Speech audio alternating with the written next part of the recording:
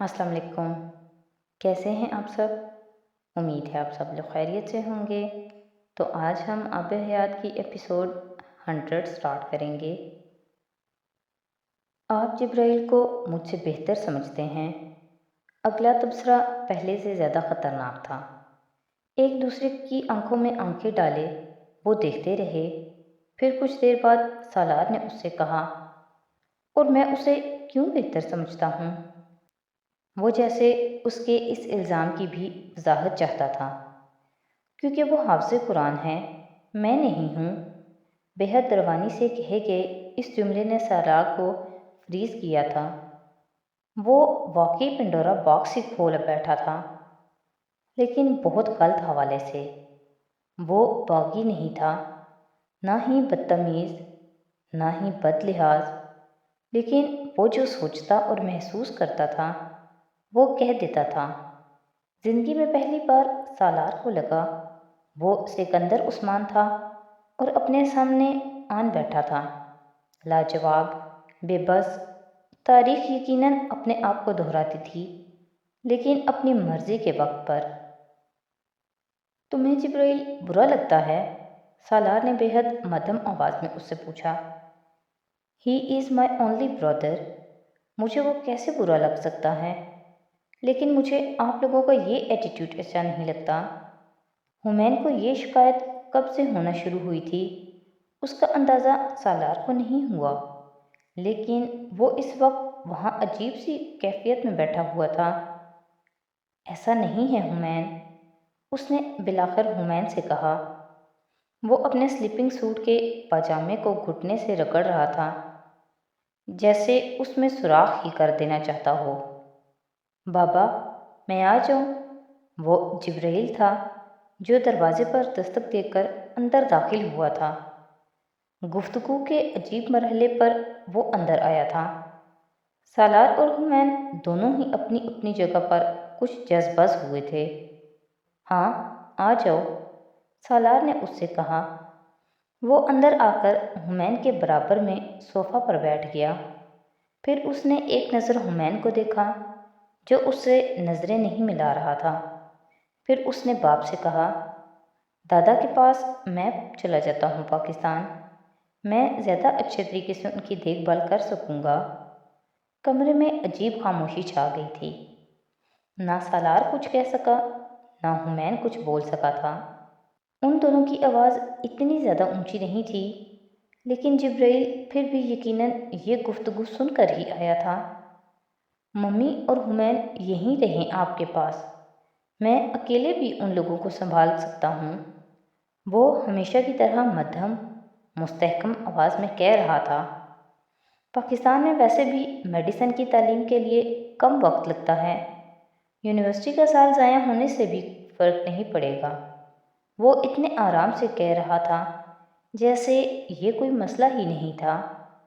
جبرائیل ایسا ہی تھا، کسی پینک کے بغیر کسی مسئلے کا حل نکالنے والا۔ میں تم سے بعد میں بات کروں گا جبرائیل، سالار نے اسے درمیان میں ہی ٹوک دیا۔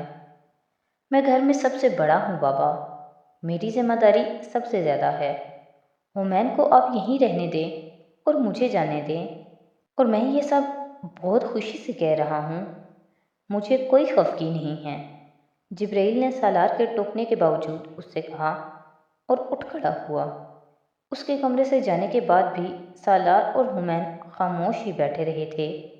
وہ بے حد آکورڈ صورتحال تھی جس کا سامنا ان دونوں نے چند لمحے پہلے کیا تھا۔ میرے اور امامہ کے لیے تم میں اور جبرائیل میں کوئی فرق نہیں۔ اسے قرآن پاک حفظ کرنے کے لیے عزت دیتے ہیں، لیکن تم تینوں پر اسے برتری نہیں دیتے۔ اس لیے یہ کبھی مت سمجھنا کہ ہم دونوں تم چاروں میں کوئی فرق کریں گے۔ سالار نے بہت لمبی خاموشی کے بعد اسے کہنا شروع کیا تھا، تمہارے دادا میری ذمہ داری ہیں، اور میرا خیال تھا میں اپنی ذمہ داری تمہارے اور جبرائیل کے ساتھ بانٹ سکتا ہوں، اس لیے یہ کوشش کی، لیکن تم پر زبردستی نہیں کروں گا میں۔ تم نہیں جانا چاہتے، مت جاؤ، سالار اس سے کہتے ہوئے اٹھ کر چلا گیا۔ हुमैन वहीं बैठा रहा, सर झुकाए, खामोश, सोचते हुए। I hope you are not upset with me. Jibrail study table पर बैठा पढ़ रहा था जब उसने कमरे का दरवाज़ा खुलते और हुमैन को अंदर आते देखा। दोनों के दरमियान खामोश नज़रों का तबादला हुआ। फिर जिब्राइल दोबारा अपनी किताब की तरफ मुतवज्जे हो गया। हुमैन बिस्तर पर जाकर लेटा उसे देखता रहा। फिर उसने बिलाखिर उसे मुखातिब किया था। अपसेट? जिब्राइल ने पलटकर उसे कुछ हैरानी से देखा था। क्यों? हुमैन उठकर बैठ गया। बड़े मुहतात अंदाज में उसने गुफ्तगू का आगाज़ किया। तुमने हमारी बातें सुनी थीं? वो कुछ भी कहने से पहले जैसे तस्दीक चाहता था। एक लम्हे के लिए जिब्राइल उसे देखता रहा। फिर उसने सर हिलाते हुए कहा, हाँ। हुमैन के तासुरात बदले। हल्की शर्मिंदगी ने उसे जैसे कुछ और डिफेंसिव किया था। इसीलिए पूछ रहा था, तो मुझसे खफा तो नहीं होना? हुमैन ने अब अपने जुमले को ज़रा सा बदला। नहीं, जिब्राइल ने उसी अंदाज में कहा। हुमैन अपने बिस्तर से उठकर उसके करीब आकर खड़ा हो गया। लेकिन मुझे मायूसी ज़रूर हुई। जिब्राइल ने उसके करीब आने पर जैसे अपने जुमले को मुकम्मल किया। हुमैन अब स्टडी टेबल से पुश टिकाए खड़ा था। तुम मेरे भाई हो और I did not mean that, trust me. मैं तुमसे बहुत प्यार करता हूँ। I have nothing against you. Human ने जैसे उसे सफाई देने की कोशिश की। I know it. जिब्राइल ने नरमी से उसे टोका और उसका बाजू हल्के से थपथपाया। लेकिन तुम्हें बाबा से ऐसी बात नहीं करनी चाहिए थी। He must have been shocked. जिब्राइल अब उसे समझा रहा था।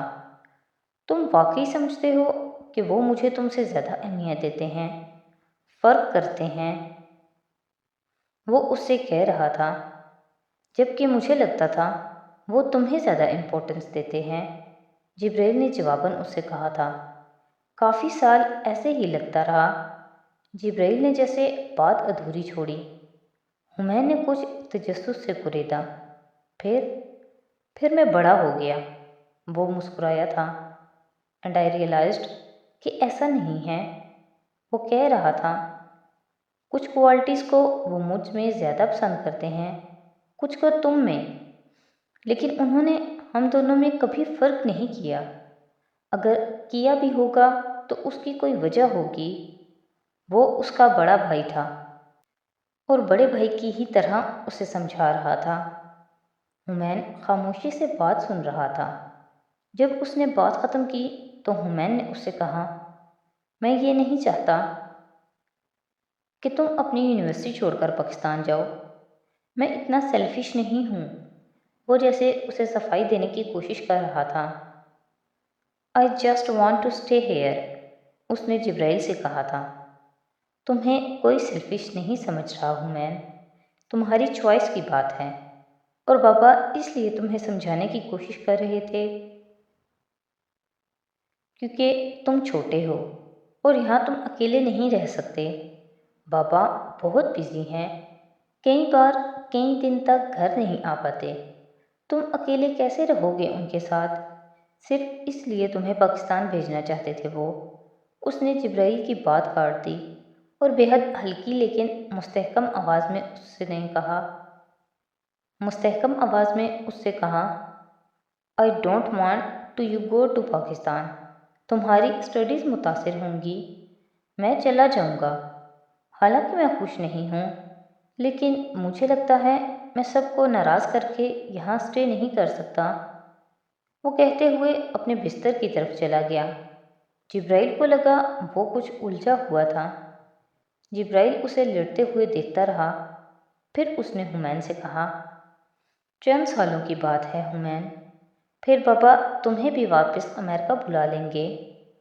You can pursue your dreams. जिब्राइल ने जैसे उसे तसल्ली देने की कोशिश की। आई डोंट ड्रीम मच, उसने जवाबन चादर अपने ऊपर खींचते हुए कहा था। जिब्राइल उसे देख कर रह गया। हुमैन के दिमाग में क्या था उसे बूझना बड़ा मुश्किल था। صرف دوسروں کے لیے ہی نہیں، شاید اس کے اپنے لیے بھی۔ جبرائیل ایک بار پھر اپنی اسٹڈی ٹیبل پر پڑھنے بیٹھ گیا تھا۔ وہ اس ویکنڈ پر گھر آیا ہوا تھا، اب اسے کل پھر واپس جانا تھا۔ اس کا اگلا سیمسٹر شروع ہونے والا تھا۔ ہو ول اسٹے ود بابا؟ کاغذ پر کچھ لکھتے ہوئے اس کا ہاتھ رک گیا۔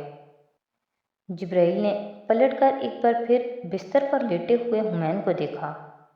اس نے تقریباً 10 منٹ بعد اسے مخاطب کیا تھا، جب وہ یہ سمجھ رہا تھا کہ وہ سو چکا تھا، اور اس کے سوال نے کسی کرنٹ کی طرح اسے جیسے حمین کی سوچ تک رسائی دی تھی۔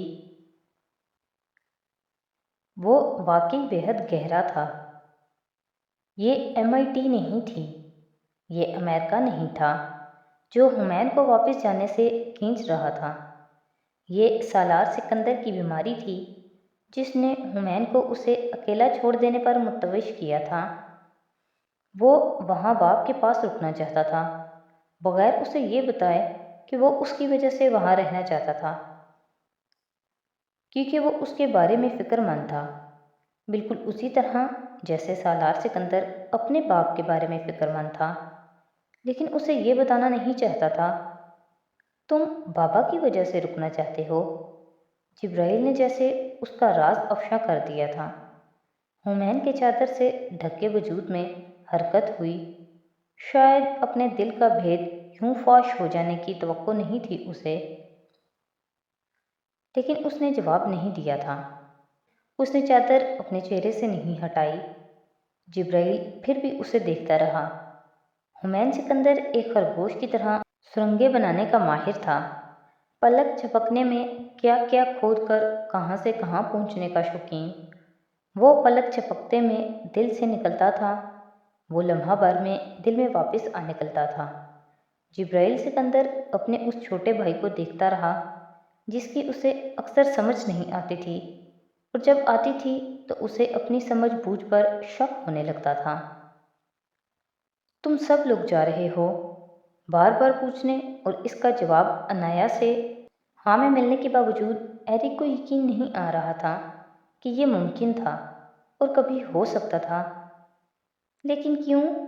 اگلا سوال کرنے کا خیال اسے بڑی دیر بعد آیا تھا، حالانکہ انایا اس سوال سے پہلے اس کا بھی جواب دے چکی تھی۔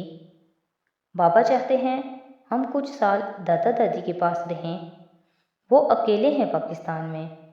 انایا سے ہمیشہ کی طرح بڑے تحمل سے اس کے اس سوال کا جواب ایک بار پھر دہرایا۔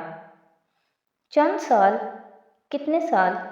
ایرک بے حد ڈسٹرب تھا۔ پتہ نہیں، انایا نے جواب دیا، اور اسے واقعی اس سوال کا جواب نہیں پتہ تھا۔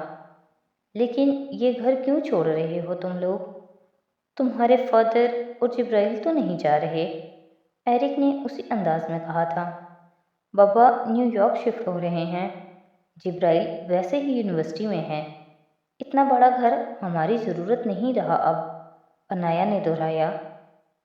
لیکن تم پریشان مت ہو، ہم لوگ امریکہ تو آتے جاتے رہیں گے، اور تم پاکستان آ سکتے ہو جب بھی تمہارا دل چاہے۔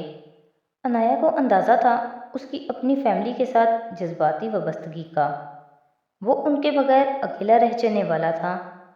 وہ دونوں اس وقت اسکول کے گراؤنڈ کے ایک بینچ پر بریک کے دوران بیٹھے ہوئے تھے۔